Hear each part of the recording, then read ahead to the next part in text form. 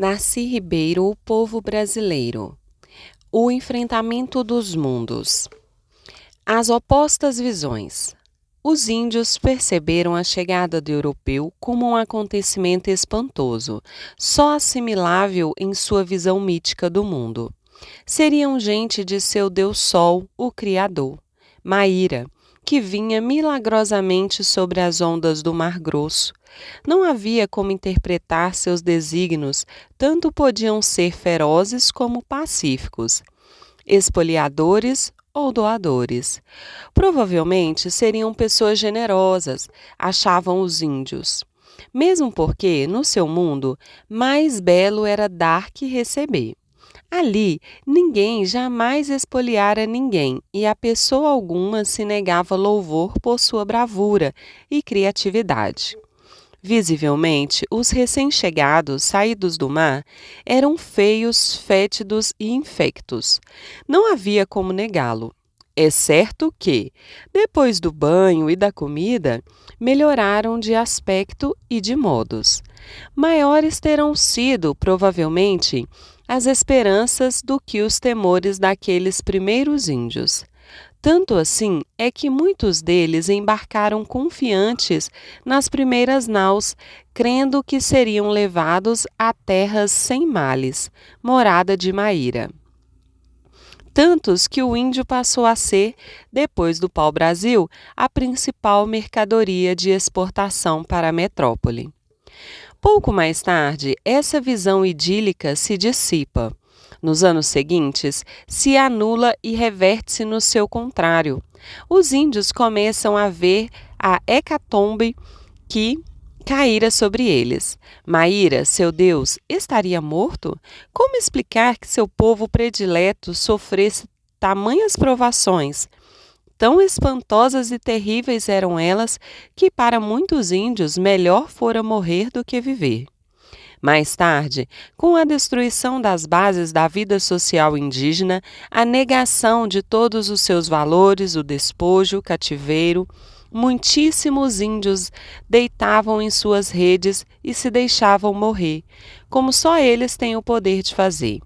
Morriam de tristeza, certos de que todo o futuro possível seria a negação mais horrível do passado, uma vida indigna de ser vivida por gente verdadeira.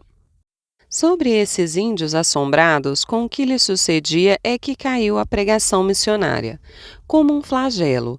Com ela, os índios souberam que era por culpa sua, de sua iniquidade, de seus pecados, que o bom Deus do céu caíra sobre eles, como um cão selvagem, ameaçando lançá-los para sempre nos infernos. O bem e o mal, a virtude e o pecado, o valor e a covardia, tudo se confundia, transtrocando o belo com o feio, o ruim com o bom. Nada valia, agora e doravante, o que para eles mais valia: a bravura gratuita, a vontade de beleza, a criatividade, a solidariedade. A cristandade surgia a seus olhos como o mundo do pecado, das enfermidades dolorosas e mortais, da covardia, que se adonava do mundo índio. Tudo conspurcando, tudo apodrecendo. Os povos que ainda o puderam fazer fugiram mata adentro, horrorizados com o destino que lhes era oferecido no convívio dos brancos, seja na cristandade missionária, seja na pecaminosidade colonial, muitos deles levando nos corpos contaminados as enfermidades que os iriam dizimando a eles e aos povos indenes de que se aproximassem. Mas a atração irresistível das ferramentas, dos adornos, da aventura os fazia voltar. Cada nova geração queria ver com seus próprios olhos o povo estranho implantando nas praias, recebendo navios cheios de bens preciosíssimos. Alguns se acercavam e aderiam, preferindo a aventura do convívio com os novos senhores, como flecheiros de suas guerras contra os índios arredios, do que a rotina da vida tribal, que perdera o viço e o brilho. Esse foi o primeiro efeito do encontro fatal que aqui se dera. Ao longo das praias brasileiras de 1500, se defrontaram pasmos de se verem uns aos outros tal qual eram a selvageria e a civilização. Suas concepções, não só diferentes, mas opostas, do mundo, da vida, da morte, do amor, se chocaram cruamente. Os navegantes, barbudos, exultos, fedentos de meses de navegação oceânica, escalavrados de feridas do escorbuto, olhavam em espanto o que parecia ser a inocência e a beleza encarnadas. Os índios, vestidos da nudez emplumada, esplêndidos de vigor e de beleza, tapando as ventas contra a pestilência, viam ainda mais pasmos aqueles seres que saíam do mar. Para os que chegavam, um mundo em que entravam era a arena dos seus ganhos, em ouros e glórias, ainda que estas fossem principalmente espirituais, ou parecessem ser, como ocorria com os missionários. Para alcançá-las, tudo lhes era concedido. Uma vez que sua ação de além-mar, por mais objeta e brutal que chegasse a ser, estava previamente sacramentada pelas bulas e falas do Papa e do Rei. Eles eram, ou se viam, como novos cruzados destinados a assaltar e saquear túmulos e templos de hereges indianos. Mas aqui o que viam, assombrados, era o que parecia ser uma humanidade edênica, anterior à que havia sido expulsa do paraíso. Abre-se com esse encontro um tempo novo, em que nenhuma inocência abrandaria sequer a sanha com que os invasores se lançavam sobre o gentio, prontos a subjugá-los pela honra de Deus e pela prosperidade cristã. Só hoje, na esfera intelectual, repensando esse desencontro, se pode alcançar seu real significado. Para os índios que ali estavam, nus na praia, o mundo era um luxo de se viver, tão rico de aves, de peixes, de raízes, de frutos, de flores, de sementes, que podia dar as alegrias de caçar, de pescar, de plantar e colher a quanta gente aqui viesse ter. Na sua concepção sábia e singela, a vida era dádiva de deuses bons, que lhes doaram esplêndidos corpos, bons de andar, de correr, de nadar, de dançar, de lutar. Olhos bons de ver todas as cores, suas luzes e suas sombras.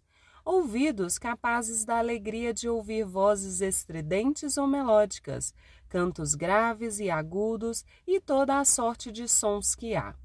Narizes competentíssimos para fungar e cheirar caatingas e odores, bocas magníficas de degustar comidas doces e amargas, salgadas e azedas, tirando de cada qual o gozo que podia dar.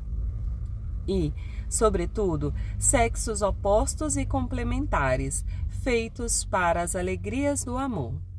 Os recém-chegados eram gente prática, experimentada, sofrida, ciente de suas culpas oriundas do pecado de Adão, predispostos à virtude, com clara noção dos horrores do pecado e da perdição eterna. Os índios nada sabiam disso. Eram, a seu modo, inocentes, confiantes, sem qualquer concepção vicária, mas com claro sentimento de honra, glória e generosidade, e capacitados, como gente alguma jamais o foi, para a convivência solidária. Aos olhos dos recém-chegados, aquela indiana louçã de encher os olhos só pelo prazer de vê-los, aos homens e às mulheres, com seus corpos em flor, tinha um defeito capital. Eram vadios, vivendo uma vida inútil e sem prestança. Que é o que produziam? Nada. Que é que amealhavam? Nada. Viviam suas fúteis vidas fartas, como se nesse mundo só lhes coubesse viver. Aos olhos dos índios, os oriundos do mar oceano pareciam aflitos demais. Por que se afenavam tanto em seus fazimentos? Por que acumulavam tudo, gostando mais de tomar e reter do que de dar, intercambiar? Sua sofreguidão seguia inverossível, se não fosse tão visível no empenho de juntar toras de pau vermelho, como se estivessem condenados para sobreviver a alcançá-las e embarcá-las incansavelmente? Temeriam eles, acaso, que as florestas fossem acabar e, com elas, as aves e as caças? Que os rios e o mar fossem secar, matando os peixes todos? Os nossos tupinambás muito se admiram dos franceses e outros estrangeiros se darem ao trabalho de ir buscar os seus arabutã. Uma vez um velho perguntou-me: por que vindes vós outros, maís e perós, franceses e portugueses, buscar lenha de tão longe para vos aquecer? Não tendes madeira em vossa terra? Respondi que tínhamos muita, mas não daquela qualidade, e que não a queimávamos, como ele o supunha, mas dela extraíamos tinta para tingir, tal qual faziam eles com seus cordões de algodão e suas plumas. Retrucou o velho imediatamente. E porventura precisais de muito? Sim, respondi-lhe, pois no nosso país existem negociantes que possuem mais panos, facas, tesouras, espelhos e outras mercadorias do que podeis imaginar. E um só deles compra todo o pau-brasil com que muitos navios voltam canegados. Ah, retrucou o selvagem, tu me contas maravilhas, acrescentando depois de bem compreender o que eu lhe dissera. Mas esse homem tão rico, de que me falas, não morre?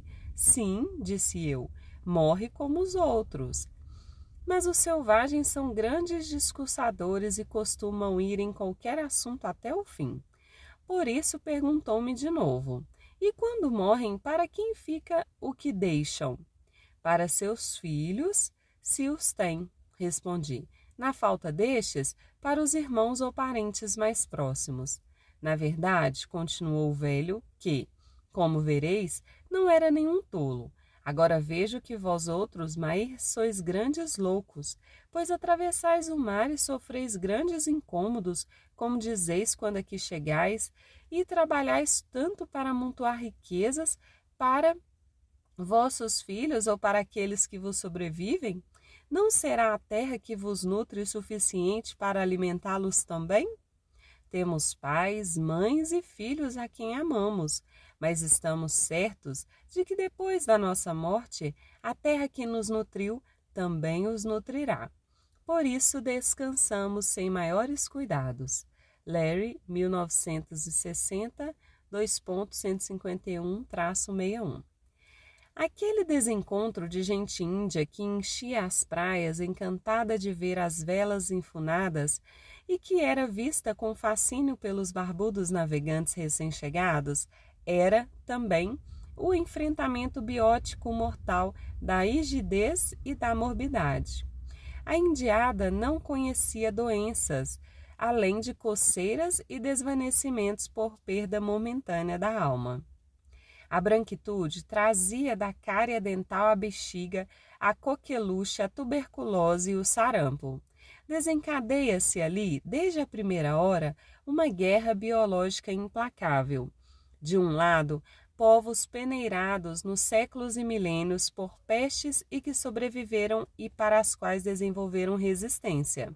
Do outro lado, povos indenes, indefesos, que começavam a morrer aos magotes. Assim é que a civilização se impõe, primeiro como uma epidemia de pestes mortais, depois pela dizimação através de guerras e de extermínio e da escravização. Entretanto, esses eram tão só os passos iniciais de uma escalada do calvário das dores inenarráveis do extermínio genocida e etnocida. Para os índios, a vida era uma tranquila fruição da existência, num mundo dadivoso e numa sociedade solidária. Claro que tinham suas lutas, suas guerras, mas todas concatenadas como prélios em que se exerciam valentes. Um guerreiro lutava, bravo, para fazer prisioneiros, pela glória de alcançar um novo nome e uma nova marca tatuada, cativando inimigos. Também servia para ofertá-lo numa festança, em que centenas de pessoas o comeriam, convertido em paçoca, num ato solene de comunhão, para absorver sua valentia, que nos seus corpos continuaria viva. Uma mulher tecia uma rede ou trançava um cesto com a perfeição de que era capaz, pelo gosto de expressar-se em sua obra como um fruto maduro de sua ingente vontade de beleza. Jovens, adornados de plumas sobre seus corpos escarlates de urucu, ou verde-azulados de genipapo, engalfinhavam-se em lutas desportivas de corpo a corpo, em que punham a energia de batalhas na guerra para viver seu vigor e sua alegria. Para os recém-chegados, muito ao contrário, a vida era uma tarefa, uma sofrida obrigação, que a todos condenava ao trabalho e tudo subordinava ao lucro. Envoltos em panos, calçados de botas e enchapelados, punham nessas peças seu luxo e vaidade, apesar de mais vezes se exibirem sujas e mulambentas do que pulcras e belas. Armados de chuchos de ferro e de arcabuzes tonitruantes, eles se sabiam e se sentiam a flor da criação. Seu desejo obsessivo era multiplicar-se nos ventres das índias e pôr suas pernas e braços a serviço, para plantar e colher suas roças, para caçar e pescar o que comiam. Os homens serviam principalmente para tombar e juntar paus de tinta, ou para produzir outra mercadoria para seu lucro e bem-estar. Esses índios cativos, condenados à tristeza mais vil, eram também os provedores de suas alegrias, sobretudo as mulheres, de sexo bom de fornicar, de braço bom de trabalhar, de ventre fecundo para prenhar.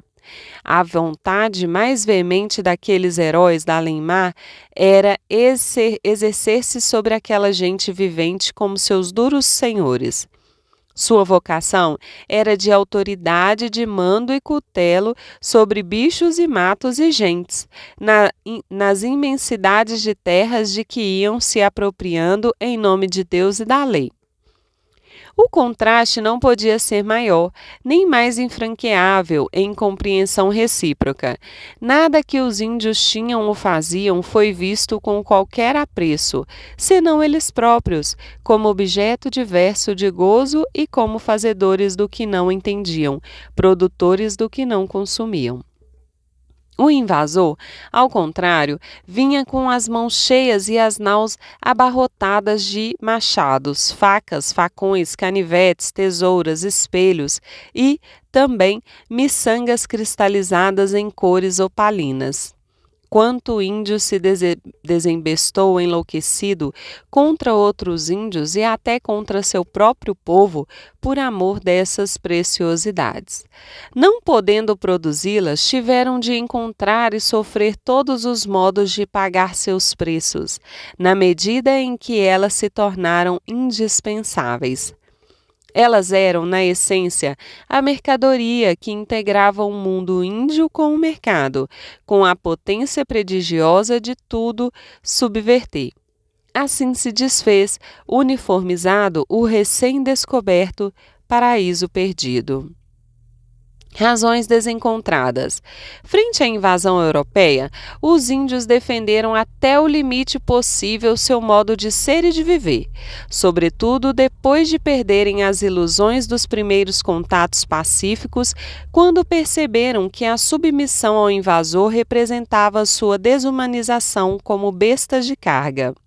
Nesse conflito de vida ou morte, os índios de um lado e os colonizadores de outro punham todas as suas energias, armas e astúcias. Entretanto, cada tribo, lutando por si, desajudada pelas demais, exceto em umas poucas ocasiões em que se confederaram, ajudadas pelos europeus que viviam entre elas, pôde ser vencida por um inimigo pouco numeroso, mas superiormente organizado, tecnologicamente mais avançado e, em consequência, mais bem armado.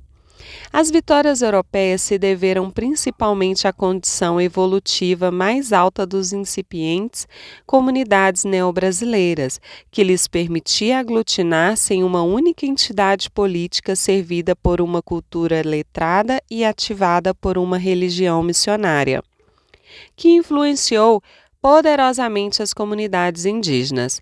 Paradoxalmente, porém, é o próprio atraso dos índios que os fazia mais resistentes à subjugação, condicionando uma guerra secular de extermínio. Isso se verifica comparando a rapidez da conquista e da pacificação, onde o europeu se deparou com altas civilizações, como no México e no Peru, com a lentidão da conquista do Brasil, que prossegue até hoje com tribos arredias resistindo armadas à invasão de seus territórios para além das fronteiras da civilização. As crônicas coloniais registram copiosamente essa guerra sem quartel de europeus armados de canhões e arcabuzes, contra indígenas que contavam unicamente com tapazes, zarabatanas, arcos e flechas. Ainda assim, os cronistas destacam com gosto e orgulho o heroísmo lusitano. Esse é o caso das loas do padre Anchieta Amém de Sá, subjugador das populações aborígenes para escravizá-las ou colocá-las em mãos dos missionários. Anchieta, descuidado da cordura que corresponderia à sua futura santidade, louva sim o bravo governador. Quem poderá contar os gestos heróicos do chefe à frente dos soldados na imensa mata? 160 aldeias incendiadas, 1000 casas arruinadas pela chama devoradora. Assolados os campos com suas riquezas, passado tudo ao fio da espada. Esses são alguns dos 2000 versos de louvação escritos em latim por José de Anchieta, 1959, 2.129, no poema De Gestes Mendi de Sá, circa 1560. O elogio é tanto mais compreensível quanto se recorda que Mendi Sá, com suas guerras de subjugação e extermínio, estava executando rigorosamente o plano de colonização proposto pelo padre Nóbrega em 1558.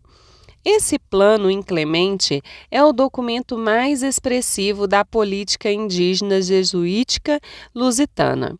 Em sua eloquência espantosa, um dos argumentos de que lança mão é a alegação da necessidade de pôr termo à antropofagia, que só cessará, diz ele, pondo fim à boca infernal de comer a tantos cristãos. Outro argumento não menos expressivo é a conveniência de escravizar logo aos índios todos para que não sejam escravizados ilegalmente. Se não vejamos, se S.A. os quer ver todos convertidos, mande-os sujeitar e deve fazer estender aos cristãos por a terra dentro e repartir-lhes o serviço dos índios àqueles que os ajudarem a conquistar, e senhorear como se faz em outras partes de terras novas.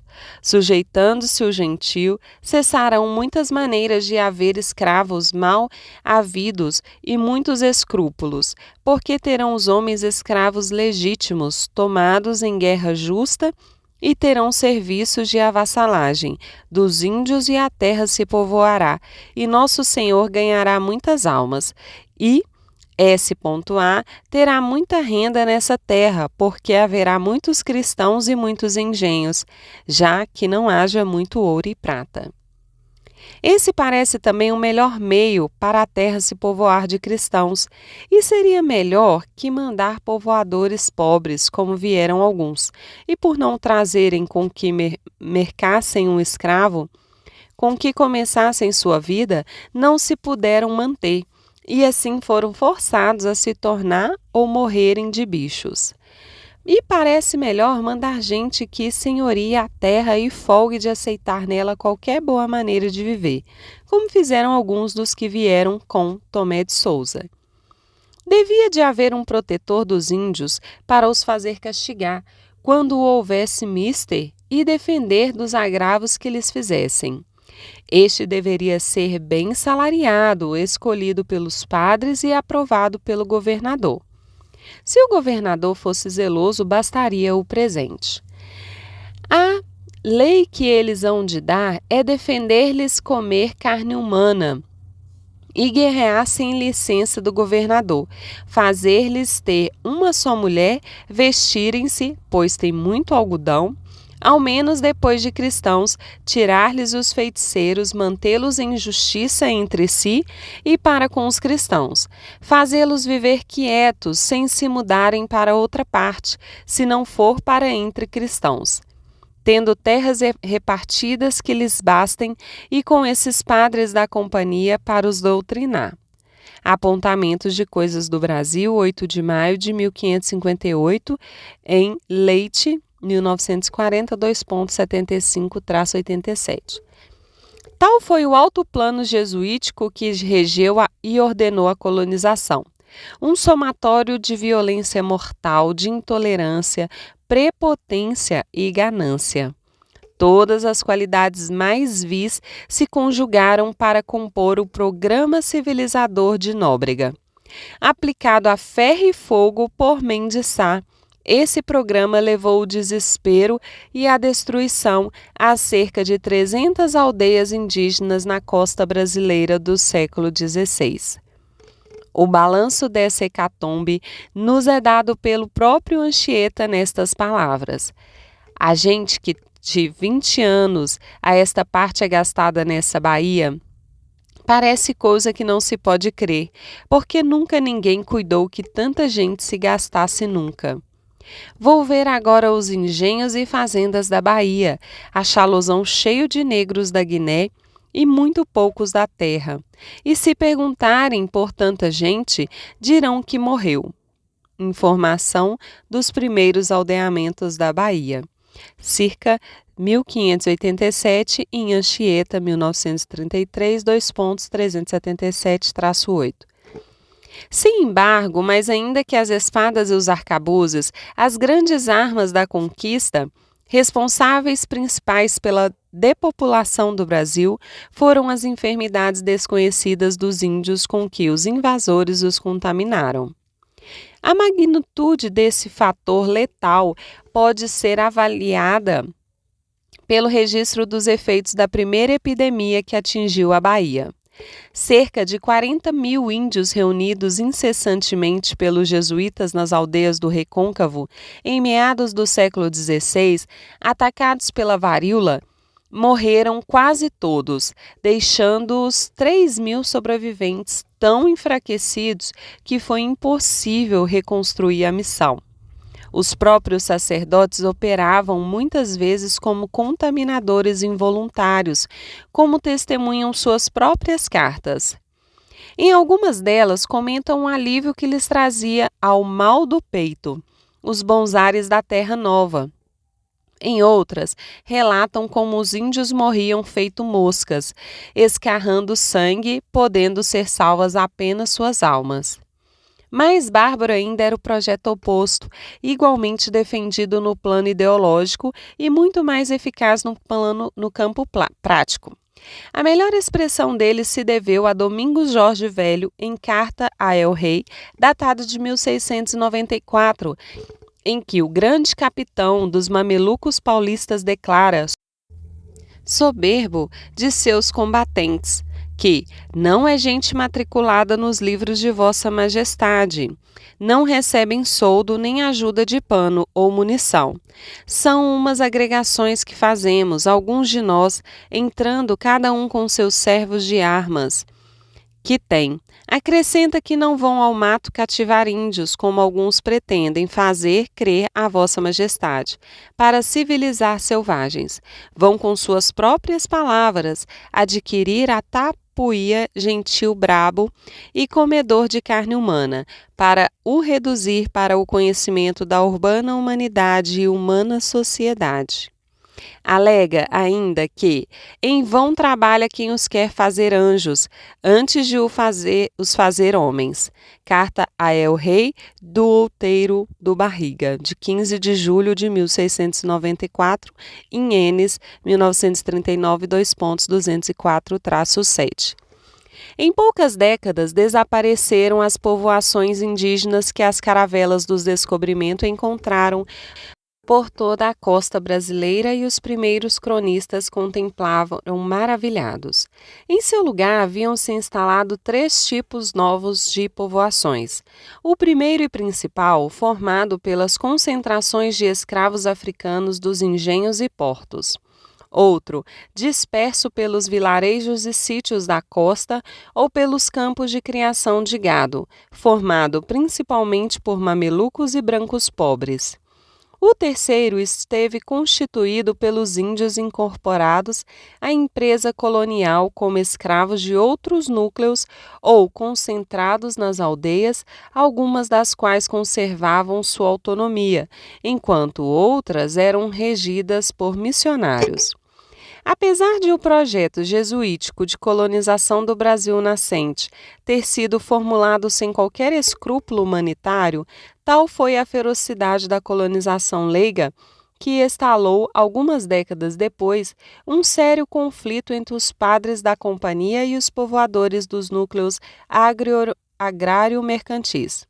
Para os primeiros, os índios, então em declínio e ameaçados de extinção, passaram a ser criaturas de Deus e donos originais da terra, com direito a sobreviver se abandonassem suas heresias para se incorporarem ao rebanho da Igreja, na qualidade de operários da empresa colonial recolhidos às missões. Para os colonos, os índios eram um gado humano, cuja natureza, mais próxima de bicho do que gente, só os recomendava a escravidão. A coroa portuguesa apoiou nominalmente os missionários, embora jamais negasse autorização para as guerras justas, reclamadas pelo colono para aprisionar e escravizar tanto os índios bravos e hostis como os simplesmente arredios. Quase sempre fez vista grossa à escravidão indígena, que desse modo se tornou inevitável, dado o caráter da própria empresa colonial, especialmente nas áreas pobres. Impedidos de comprar escravos negros, porque eram caros demais, os colonos de São Paulo e outras regiões se viram na contingência de se servir dos silvícolas, ou de ter como seu principal negócio a préia a venda de índios para quem requeresse seu trabalho nas tarefas de subsistência que por longo tempo estiveram a cargo deles. Em diversas regiões, mas sobretudo em São Paulo, no Maranhão e no Amazonas, foram grandes os conflitos entre jesuítas e colonos, defendendo, cada qual na sua solução relativa aos aborígenes, a redução missionária à escravidão. A curto ou longo prazo, triunfaram os colonos, que usaram os índios como guias, remadores, lenhadores, caçadores e pescadores, criados domésticos, artesãos e, sobretudo, as índias, como os ventres nos quais engendravam uma vasta prole mestiça, que viria a ser, depois, o grosso da gente da terra, os brasileiros. Quase todas as ordens religiosas aceitaram, sem resistência, o papel de amansadoras de índios para a sua incorporação na força de trabalho ou nas expedições armadas da colônia. Os jesuítas, porém, arrependidos de seu papel inicial de aliciadores de índios para os colonos, inspirados na experiência de seus companheiros paraguaios, quiseram pôr em prática, também no Brasil, um projeto utópico de reconstrução intencional da vida social dos índios destribalizados. Tais foram suas missões, nas quais os índios eram concentrados, depois de atraídos pelos padres ou subjugados pelo braço secular, em comunidades ferreamente organizadas como economias autossuficientes, ainda que também tivessem alguma produção mercantil. Isso se daria na segunda onda de evangelização realizada na Amazônia. O projeto jesuítico era tão claramente oposto ao colonial que resulta espantoso haver sido tentado simultaneamente e nas mesmas áreas e sob a dominação do mesmo reino. Os conflitos resultantes das disputas pelo domínio dos índios não permitiram que as missões jesuíticas alcançassem, em terras brasileiras, a dimensão quanto ao número de indígenas reunidos, nem o nível de organização e prosperidade que a Companhia de Jesus conquistou no Paraguai. Contribuem para esse fracasso duas ordens de fatores. Primeiro, a referida oposição frontal dos povoadores portugueses a um projeto que lhes disputava a mão de obra indígena e que era realizado nas mesmas áreas que eles ocupavam. Segundo, as enfermidades trazidas pelo branco que, ao propagarem-se nas grandes concentrações humanas das missões, provocaram enorme mortandade. Depois de algumas décadas, os jesuítas reconheceram que, além de não conseguirem salvar as almas dos índios pelo evidente fracasso da conversão, o que, de resto, não era grave porque o despertar da fé é tarefa de Deus, não do missionário, também não salvaram suas vidas. Ao contrário, era evidente o despovoamento de toda a costa. E, vistos os fatos agora, não se pode deixar de reconhecer também que os próprios jesuítas foram um dos principais fatores de extermínio. Esse foi, de fato, o papel que eles representaram enquanto diplomatas pacificadores postos em ação sempre que os índios pudessem ganhar uma batalha. Tal ocorreu em Peruíbe, quando Anchieta, fazendo-se passar por um milagroso pai, corria de um lado a outro tentando dissuadir os índios de atacar os portugueses, que, atacados naquele momento, poderiam ter sido vencidos. De fato, se atribui a ele, com toda a razão, a ele e a Nóbrega, haverem salvo naquela ocasião a São Paulo e a própria colonização portuguesa. Também foi evidentemente nefasto o papel dos jesuítas, retirando os índios de suas aldeias dispersas para concentrá-los nas reduções, onde, além de servirem aos padres e não a si mesmos, e de morrerem nas guerras dos portugueses contra os índios hostis, eram facilmente vitimados pelas pragas de que eles próprios, sem querer, os contaminavam. É evidente que nos dois casos o propósito explícito dos jesuítas não era destruir os índios, mas o resultado de sua política não podia ser mais letal se tivesse sido programada para isso. A atuação mais negativa dos jesuítas, porém, se funda na própria ambiguidade de sua dupla lealdade frente aos índios e à coroa. Mais predispostos, porém, a servir a esta coroa contra índios aguerridos que a defendê-los, eficazmente diante dela. Isso, sobretudo, no primeiro século, quando uma função principal foi minar as lealdades étnicas dos índios, apelando fortemente para o seu espírito religioso, a fim de fazer com que se desagarrassem das tribos e se atrelassem às missões. A eficácia que alcançam nesse papel alienador é tão extraordinária quanto grande a sua responsabilidade na dizimação que dela resultou. No segundo século, já enriquecidos de seu triste papel e também representados por figuras mais capazes de indignação moral, como Antônio Vieira, os jesuítas assumiram grandes riscos no resguardo e na defesa dos índios. Foram, por isso, expulsos primeiro de São Paulo e, depois do estado do Maranhão e Grão-Pará, pelos colonos. Afinal, a própria coroa, na pessoa do Marquês de Pombal, decide acabar com aquela experiência socialista precoce, expulsando-os do Brasil.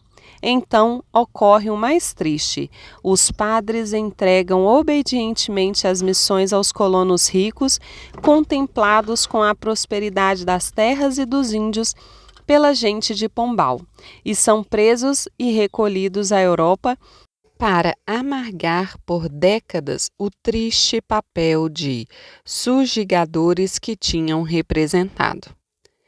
O salvacionismo. Nas décadas do achamento, descoberta ou invasão do Brasil, surgiram descrições cada vez mais minuciosas das novas terras. Assim, elas iam sendo apropriadas pelo invasor, também pelo conhecimento de seus rios e matas, povos, bichos e duendes. Em princípio, pela absorção da copiosíssima sabedoria indígena, que nos milênios anteriores se familiarizara com o que era a natureza circundante, classificando e dando nomes aos lugares e às coisas, indo seus usos e utilidades. Depois, por sucessivas redefinições, umas vezes retendo os antigos nomes, outras rebatizando, mas nos dois casos compondo um novo corpo de saber, voltado para valores e propósitos diferentes. Foi a gente aqui encontrada que provocou maior curiosidade. Os índios, vistos em princípio como a boa gente bela que recebeu dadivosa aos primeiros navegantes, passaram logo a ser vistos como canibais, comedores de carne humana, totalmente detestáveis. Com o convívio, tanto os índios começaram a distinguir nos europeus nações e caracteres diferentes, como estes passaram a diferenciá-los em grupos e aliados e inimigos, falando línguas diferentes e tendo costumes discrepantes. Assim, foi surgindo uma etnologia recíproca, através do qual uns iam figurando o outro.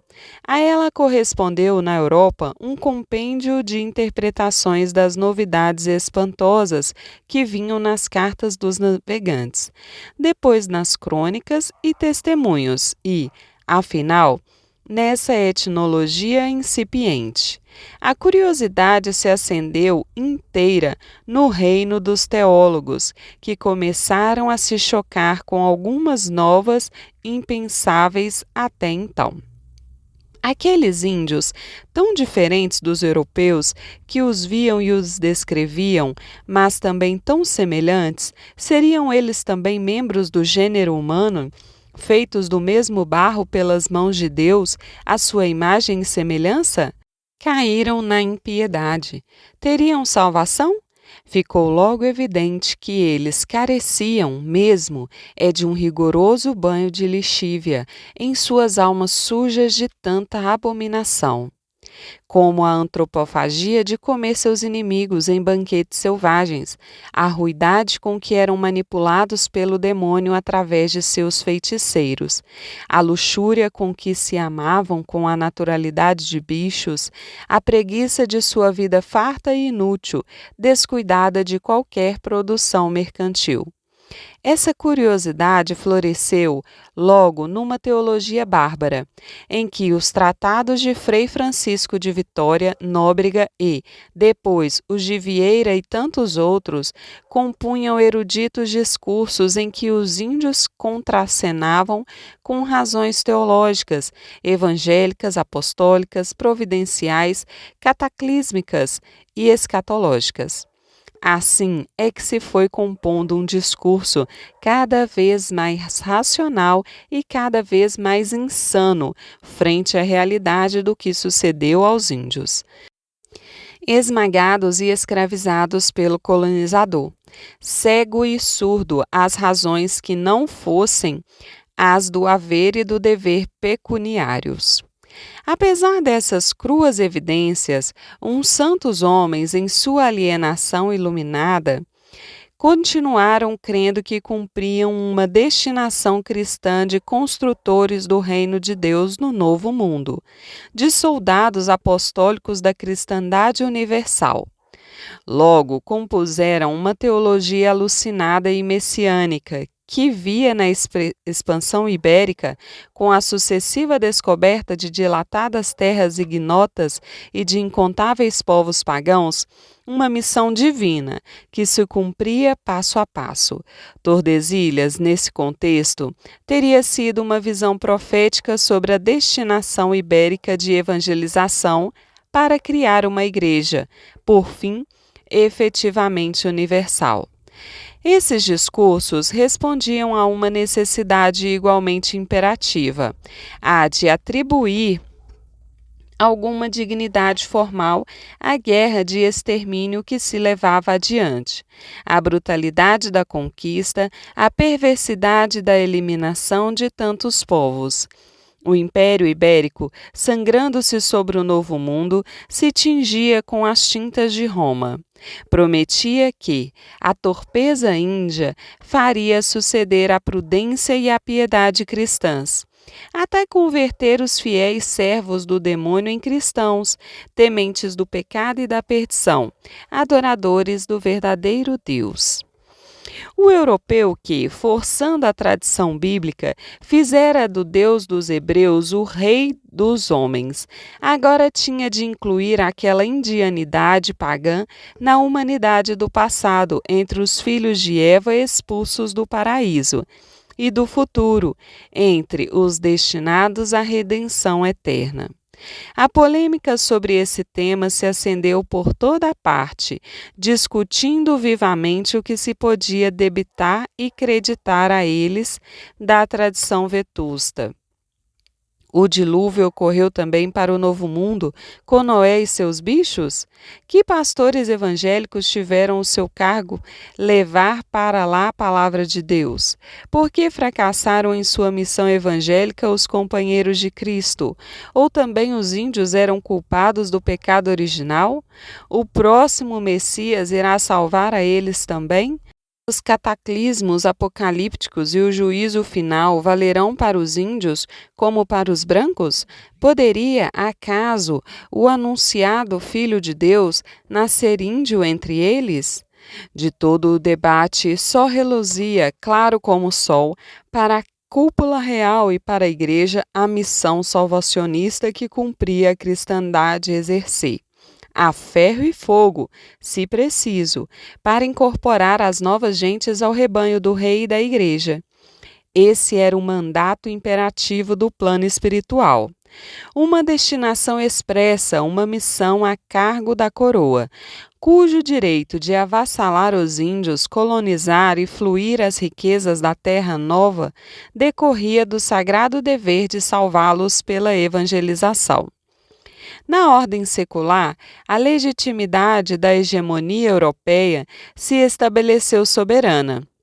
Na ordem divina, os jesuítas e os franciscanos pretenderam, porém, afiançar que estavam destinados a criar repúblicas pias e saráficas de santos homens com os índios recém-descobertos, a fim de que, como prescrevia o livro dos Atos, todos os que creem vivessem unidos, tendo todos os bens em comum. Configuram-se assim duas destinações cruamente opostas, desfrutando cada qual o predomínio na dominação do Novo Mundo. De um lado, a dos colonos, à frente dos seus negócios; do outro lado, a dos religiosos, à frente de suas missões. Em princípio, em terra tão vasta, trabalhando cada qual em sua província, puderam crescer paralelamente, mas logo o contraste se converteu em conflito aberto. Os colonos, trabalhando para reproduzir aqui um sadio mundo mercantil, movidos por suas cobiças e usuras.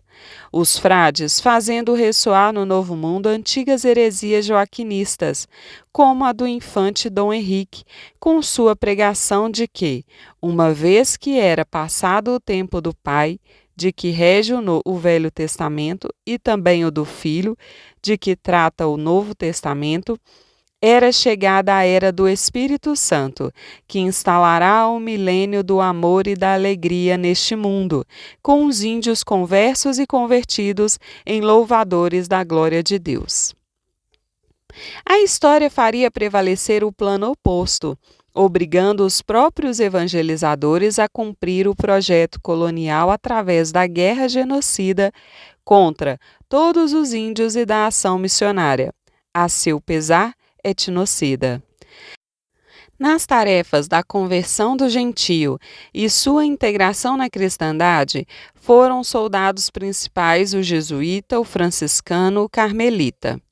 Os inacianos, inspirando, apoiando, incentivando o braço secular para que, guerreando e avassalando, pusessem os índios humilhados a seus pés dentro das missões. Ali, aparentemente, eles iam viver vidas de índios humildes, contritamente. Na verdade, eles estavam inventando para os índios uma vida nova, triste vida de catecúmenos, suportável apenas diante da alternativa que era caírem cativos nas mãos do colono. Assim, foram edificando dia a dia, ano a ano, a cidade cristã, virtuosa e operativa. Impensável no velho mundo, mas factível aqui, com um barro dócil que eram os índios, inocentes, simples e puros, sobretudo as crianças, ainda com dentes de leite, como dizia Gilberto Freire. Acabou ficando claro para eles que nada se podia esperar da Europa, corrompida e corrupta. A esperança única de salvação possível para ela seria o Apocalipse. No Novo Mundo, ao contrário, eles viam confirmar a cada dia suas esperanças de concretizar as profecias bíblicas. A tarefa a que os missionários se propunham não era transplantar os modos europeus de ser e de viver para o Novo Mundo. Era, ao contrário, recriar aqui o humano, desenvolvendo suas melhores potencialidades, para implantar, afinal, uma sociedade solidária, igualitária, orante e pia, nas bases sonhadas pelos profetas. Essa utopia socialista e seráfica floresce nas Américas, recorrendo às tradições do cristianismo primitivo e às mais generosas profecias messiânicas. Ela se funda por igual no pasmo dos missionários diante da inocência adâmica e do solidarismo edênico que se capacitaram a ver nos índios, à medida que com eles conviviam. Os místicos franciscanos que se viam frente do sistema de castas de índios remanescentes das civilizações pré-colombianas avançam, recrutando-os para converter pirâmides pagãs em templos cristãos suntuosos para a maior glória de Deus. Sonham ordenar a vida indígena segundo as regras da utopia de Moros, inspirados anacronicamente na indianidade original.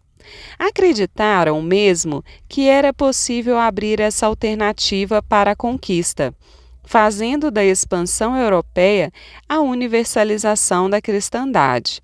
Encarnada nos corpos indígenas, a cristandade ingressaria no milênio joaquinista, em que a felicidade se alcançaria neste mundo. No Brasil, os jesuítas foram adiante no mesmo caminho, reinventando a história. Essas utopias se opunham tão cruamente ao projeto colonial que a guerra se instalou prontamente entre colonos e sacerdotes. De um lado, o colono querendo pôr os braços índios a produzir o que os enriquece, ajudados por mundanos curas regulares dispostos a sacramentar a cidade terrena, dando a Deus o que é de Deus e ao rei o que ele reclamava. Foi um desastre, mesmo onde as missões se implantaram produtivas e até rentáveis para a própria coroa, como ocorreu com as dos 7 povos no sul e ao norte, na missão tardia da Amazônia.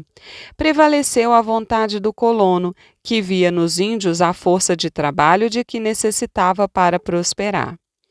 O espantoso para quem medita hoje esse drama é o vigor da fé missionária daqueles santos homens que chegaram até a subversão na luta por seu ideal. Depois de transigir sem limites, interpretando em tom transcendental a conquista como mal necessário, a porta da estrada que se abriria ao caminho da fé pelo flagelo, caíram em si e começaram a ver seu próprio papel conivente. Durante décadas não disseram nenhuma palavra de piedade pelos milhares de índios mortos, pelas aldeias incendiadas, pelas crianças, pelas mulheres e homens escravizados aos milhões. Tudo isso eles viram salientes, ou até mesmo, como Anchieta, cantando essas façanhas em milhares de versos servis. Para eles, toda aquela dor era dor necessária para colorir as faces da aurora que eles viam amanhecendo. Só tardiamente caíram em si, vendo-se vencidos primeiro na evangelização, depois na reclusão dos índios nas missões. Entretanto, nenhum desastre histórico, nenhum projeto utópico anterior teve tal atitude, porque nenhuma esperança até então fora tão alentadora e pudera ser levada tão adiante a demonstrar a factibilidade de reconstruir intencionalmente a sociedade segundo um projeto. A utopia jesuítica esbororou e os inacianos foram expulsos das Américas, entregando inermes, desvirilizados os seus catecúmenos ao sacrifício e à escravidão na mão possessa dos colonos. O mesmo aconteceu com o sonho mirífico dos franciscanos, reduzido à visão do que era a boçalidade do mundo colonial, ímpio e bruto. É de perguntar aqui se não foi o próprio êxito que levou os projetos utópicos de jesuítas e de franciscanos ao fracasso. Vendo a incompatibilidade inansável entre eles e os colonos e, por extensão, entre o projeto missionário e real, se afastaram para criar sua própria província europeia. Queriam dar à expansão ibérica a alternativa freiral de restauração de uma indianidade cristianizada, que falaria as línguas indígenas e só teria fidelidade a si mesma. Entre as duas proposições, não havia dúvida possível. As coroas optaram, ambas, pelo projeto colonial. Os místicos haviam cumprido já sua função de dignificar a ação conquistadora. Agora, deviam dar lugar aos homens práticos que assentariam e consolidariam as bases do império maior que jamais se viu. Em lugar de sacros reinos pios, sob reis missionários a serviço da Igreja e de Deus, os reis da Espanha e de Portugal queriam o reino deste mundo.